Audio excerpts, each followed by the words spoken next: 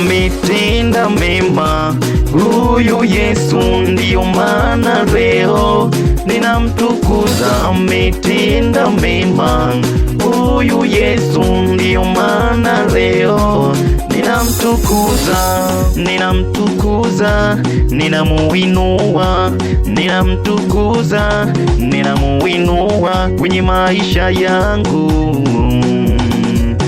Ametenda mengi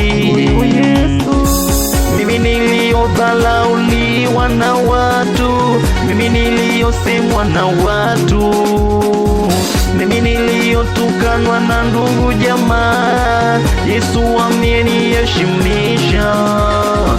Ametenda mema huyu Yesu, ndiyo maana leo ninamuinua, ninamuinua, ninamuinua, ninamuinua.